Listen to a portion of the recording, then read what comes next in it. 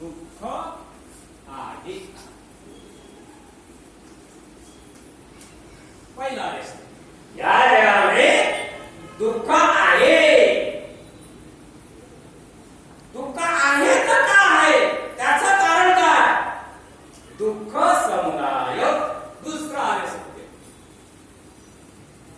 दुःख समुदाय म्हणजे दुःखाचे कारण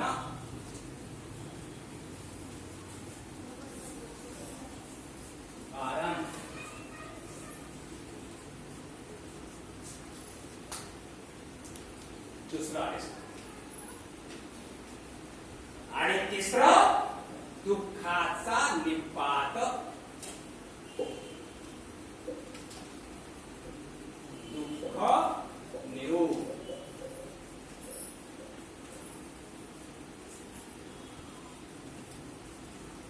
दुःखाचा निपात.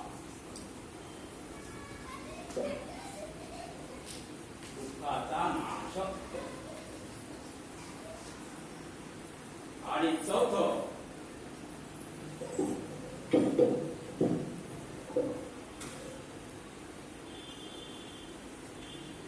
दुःख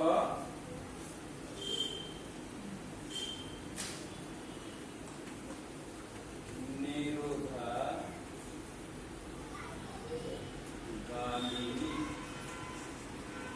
म्हणजे दुःखावर उपाय.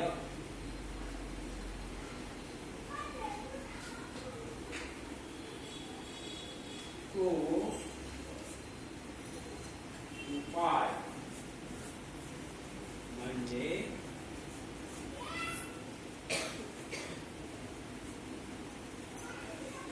अष्टांग मार्ग सूर्य.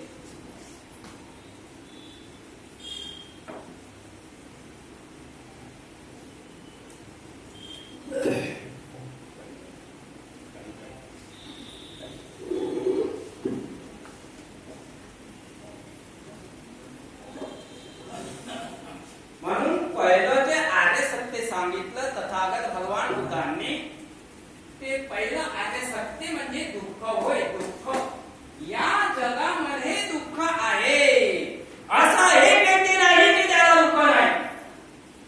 तो सामान्य असो, लखपती असो, श्रीमंत असो, करोडपती असो की अब्जोपती असो, मोठाही मोठा श्रीमंत असेल तरी भगवंत म्हणतात की त्याला दुःख आहेच. या दुःखातून कोणीही सुटलेला नाही. सर्वांना दुःख आहे, पण दुःख हे वेगवेगळं आहे. एकाच प्रकारचं दुःख सर्वांना नाही, वेगवेगळं दुःख आहे. अनेक प्रकारचे दुःख माणसाला भोगावं लागते. अनेक प्रकारचे ते दुःख का भोगावं लागते? तो कर्माचा भाग आहे. म्हणून त्याच्यासाठी कर्म चांगलं बनावं लागते. आणि कर्म चांगलं बनवणं हे काही साधी सोपी गोष्ट नाही. साध्या जास्त गोष्टी आपल्या डोक्यात बसत नाही. काय आता गेलंच माझे गावी याला काय नेहमीच आपण जातो, नेहमीच आपण ऐकतो. आता एखाद्या वेळेला खटकला तुम्ही तिथे म्हणजे थांबला तिथे. जो तुमचा पुढे जाण्याचा मार्ग असतो तो खुटकून जातो, म्हणजे थांबून जातो. थोडं थोडं केल्याने कर्म बनत असते, एकायानं बनत नाही. माणसाचं कर्म एकायानं खूप काही केलं रे बा त्यानं बनत असते. हे त्याचे उपाय हो कर्म बनण्याचे.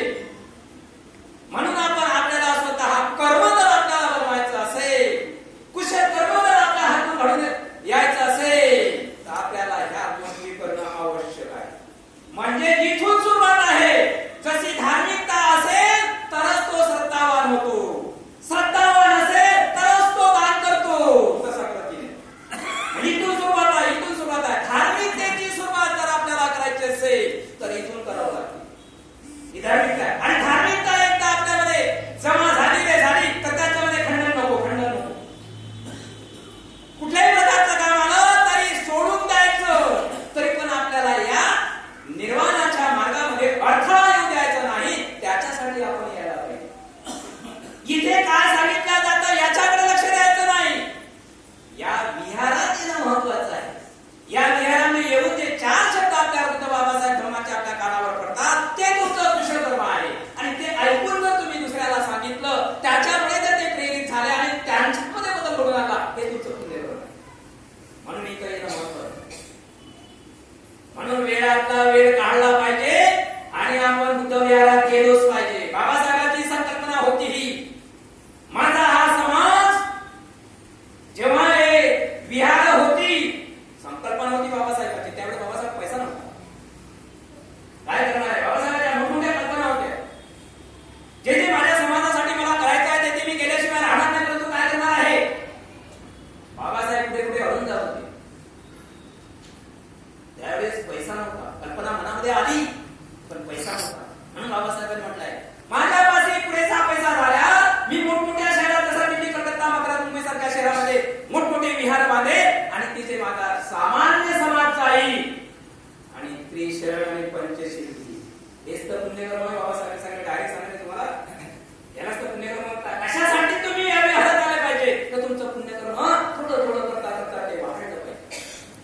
आणि वेळ प्रसंगी जर तुमच्यावर तसा वेळ प्रसंग आला तर ते तुम्ही केलेलं पुण्यकर्म तुमच्या कामी पडलं पाहिजे. जसे आपण पुंजी जमा करून ठेवतो, पैशाची पुंजी ज्याला म्हणतो आपण, काम, कष्ट, कबाड, नोकरी हे सर्व काही करतो आपण, त्याच्यातून 2 पैसे आपण कमवून त्याची पुंजी जमा करून ठेवतो. आणि प्रसंगानुसार जर तुमच्या असा एखादा प्रसंग आला, एखादा बिमारच पडला, आपल्या जवळच काढणं तेच त्याला लावून, जवळच काही नसलं तर मग झाला की दुसऱ्याच्या पोटापासून हे बाबा 500 रुपये दे, बाबा 1000 रुपये दिले तर ठीक, नाही दिले.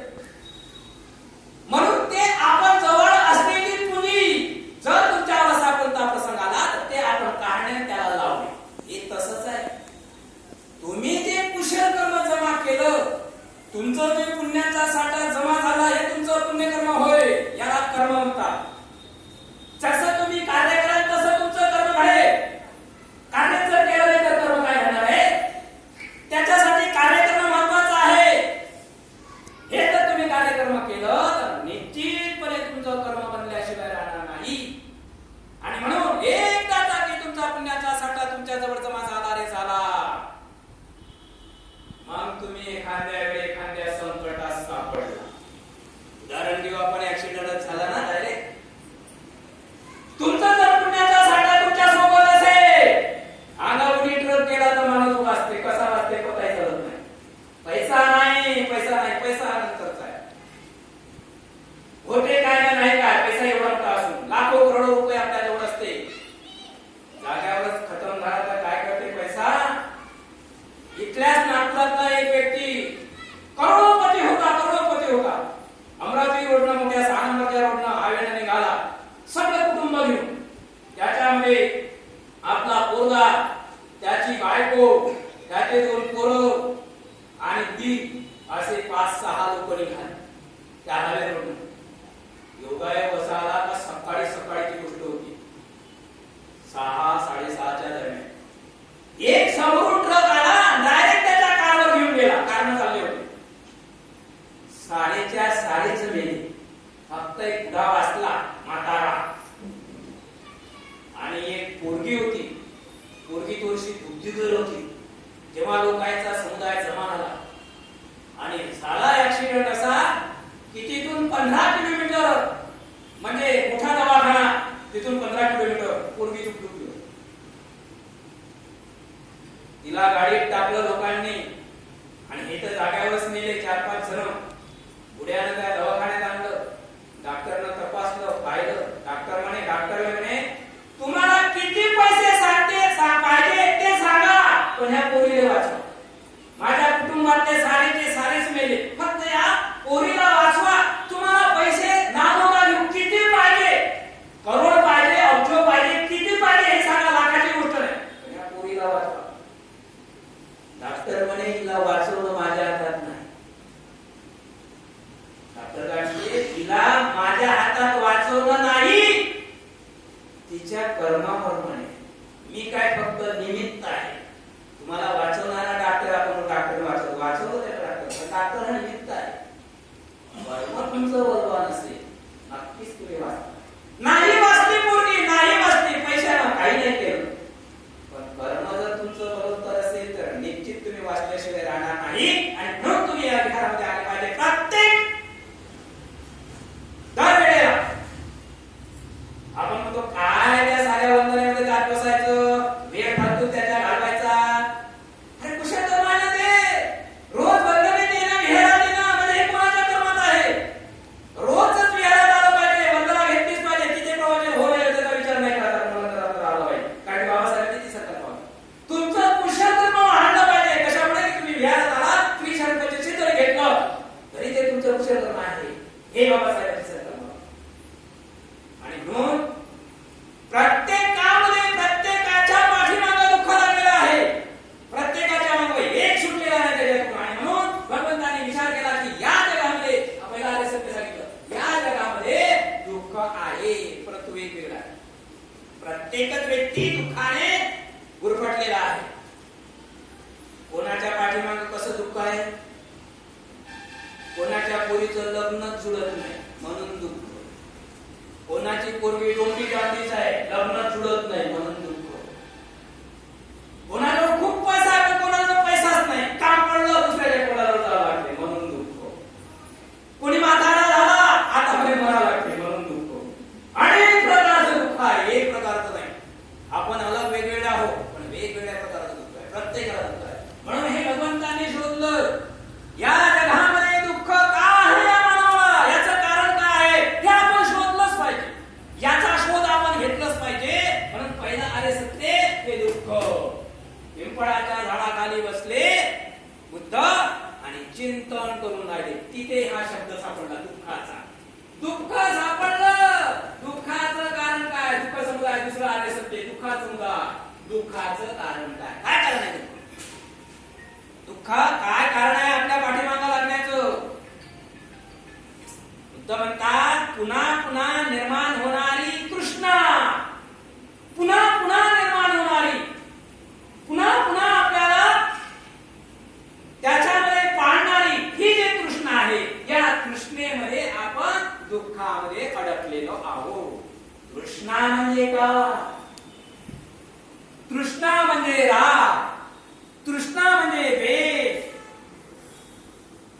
तृष्णा म्हणजे मोह, राग म्हणजे आसक्ती, राग म्हणजे लोभ, आसक्ती. पाहिजे पाहिजे पाहिजे. कसा मानव आहे? काय बुद्धाने शोध घेतला? दुःखावर कसा शोध घेतला? दुःखाचे कारण काय हे बुद्धाने शोधलं. तर दुःखाचं कारण बुद्ध म्हणतात तृष्णा. आपल्यामध्ये प्रत्येकामध्ये तृष्णा आहे. ही तृष्णा म्हणजे दुःख. तृष्णा म्हणजे राग, राग म्हणजे आसक्ती. खूप आसक्तीमध्ये पडलेला आपण मानव. खूपच आसक्ती आहे, खूपच आसक्ती आहे. आणि आसक्ती पडला का की माणूस दुःखात अडकला म्हणून समजा. असे अनेक तुम्हाला उदाहरण देता येईल. म्हणून दुःखाचं कारण जे बुद्धाने सांगितलं हे तृष्णा आहे. ही तृष्णा आपण आपल्या मनातून काढून टाकली आहे. तृष्णा म्हणजे राग, राग म्हणजे लोभ, लोभ म्हणजे आसक्ती.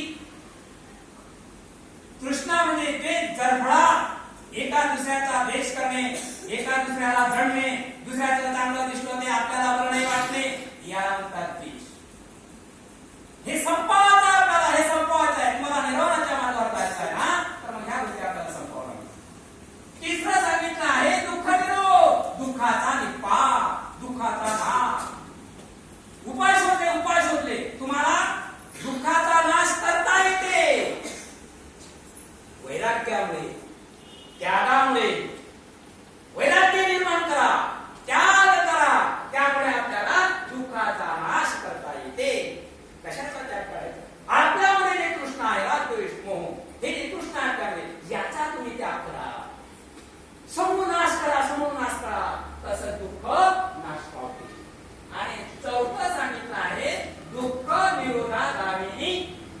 प्रतिपत मार्ग म्हणजे दुःखावर उपाय. दुःखावर उपाय बुद्धाने शोधलं. दुःखावर उपाय काय आहे हे आपण मानवाला शोध घेऊन सांगितलं पाहिजे. कारण की दुःखामध्ये पडलेला माणूस आणि दुःख जर भोगत बसला, याच्यावर उपाय आपण शोधला नाही तर मानव हा दुःखातच हमेशा करता दुःखातच राहील, दुःखातच राहील. म्हणून याच्यावर उपाय शोधला पाहिजे. पण भगवंतांनी उपाय शोधला. तो उपाय म्हणजे आर्य अष्टांगिक मार्ग होय. तो उपाय म्हणजे आपण जो अष्टांग मार्ग होतो. मी सविस्तराने अष्टांग मार्गावर तुम्हाला एक प्रवचन देईन. कठीण असल्यामुळे मी तुम्हाला सांगू शकत नाही, परंतु देईन मी कधीतरी. अष्टांग मार्ग एक तास प्रवचन, फक्त अष्टांग पेशरी. तो उपाय म्हणजे अष्टांग मार्ग होय. या अष्टांग मार्गाचे 8 तत्व सांगितले. 8. सम्यक दृष्टी, सम्यक संकल्प, सम्यक वाचा, सम्यक क्रमांक, सम्यक उपजीविका, सम्यक व्यायाम आणि सम्यक स्मृती, सम्यक समाधी असे अष्टांग मार्गाचे 8 तत्व सांगितले आहे. आणि हे 8 तत्व मी तुम्हाला अष्टांग मार्ग जेव्हा शिकवेल तेव्हा मी तुम्हाला सांगेन. हे 8 तत्व हे कसं आहे. बुद्धाचं जे तत्वज्ञान आहे ते बुद्धाचं तत्वज्ञान प्रज्ञाशील करुणा असं नसून, प्रज्ञाशील करुणा हे असं नसून शील समाधी प्रज्ञा असं आहे. म्हणजे तो अष्टांग मार्ग कसा आहे हे मी तुम्हाला त्या अष्टांग मार्गाच्या प्रवचनामध्ये कधीतरी जेव्हा तसा वेळ येईल तशा पद्धतीने मी तुम्हाला समजून सांगण्याचा प्रयत्न करीन. म्हणून हे 4 जे आर्य सत्य आहे, हे 4 आर्य सत्य ते सत्य सांगितले बुद्धाने. खरं सांगितले हे दुःख, 4 दुःख सच्चानंद चतुरोपदामी परात असते. म्हणजे हे दुःख जसं आपण जन्म घेतो, जन्म घेणे हे दुःख. जन्म घेतला की दुःख आलं रे आलं. तुम्हाला माहित आहे आपला जन्म, प्रत्येकाचा जन्म झाला कोणाकडून? आपल्या आईकडून झाला. आईच्या उदरातून आपण जन्मलो. प्रत्येकाचा जन्म झाला. जेव्हा आपण जन्म घेतला, जेव्हा ते लहान बाळ असते आणि आईच्या उदरातून आपण बाहेर येतो आणि जसं ते बाळ, मुलगी असो की मुलगा, जसं ते बाळ आईच्या उदरातून बाहेर येते तर ते पहिली गोष्ट कोणती करते? ती रडण्याची. आमच्या भगिनीला नक्कीच माहित आहे, कारण की ह्या प्रसूतीच्या काळात तिलाच माहित आहे, दुसऱ्याला नाही. आणि म्हणून पहिलं जसं ते बाळ आईच्या उदरातून बाहेर येतं तसं ती पहिली गोष्ट करतं. ती पहिली गोष्ट कोणती? रडणं. पहिली गोष्ट ते बाळ करतं. तुम्ही केली ती गोष्ट. ते बाळ का रडतं याचं कारण काय? ते बाळ का रडतं तर या जगामध्ये जसं ते बाहेर येतं, जशी त्याला निसर्गाची हवा लागते त्या बाळाला, तसंच ते रडायला लागते. रडायला लागलं काऊन रडते तर या जगामध्ये दुःख आहे रे बाबा, आता आपण दुःखात बसलो म्हणून ते बाळ रडते. ही दुसरी गोष्ट. ह्या 2 गोष्टी ते बाळ करत असते. तुम्ही केल्या, मी केल्या, सर्वांनीच केल्या. म्हणून हे जे दुःख आहे हे दुःख प्रत्येकाच्या पाठीमागे लागलेलं आहे. असं समजू नये की मी मोठा श्रीमंत अरे बा, मी मोठा करोडपती अरे बा, मी मोठा कोटी अरे बा, मी मोठा टाटा बिर्लाच्याही पेक्षा मोठा अरे बा, माझ्याजवळ किती पैसा हे मला माहित नाही बा, असं कोणीही समजू नये. कारण की या दुःखातून कोणीही मुक्त नाही, कोणीही सुटल्या नाही. मग ज्याला त्याचं ज्ञान झालं, मग हे असे कपडे घेतात आमच्यासाठी, ज्याला त्याचं ज्ञान झालं, ज्याला त्याचं घडणं रे मोठं खराब आहे, हा प्रपंच मोठा खराब आहे, मागं धावते, खातोच करते, असं जेव्हा त्याला पडते तेव्हा काय करते? तो असे कपडे घेते. गावात नाही जंगलात पैकी उठून चालणार, हवाच नाही लागू देत गावात, अजिबात हवा लागू देत नाही. तो मग खराब होते. त्याच्या पाठीमागचं दुःख नष्ट होते, पैशाने दुःख नष्ट होत नाही. लक्षात, पैसा खूपही आपल्या जवळ असत तर पैशाने दुःख नष्ट होते असं कोणीच म्हणू शकत नाही.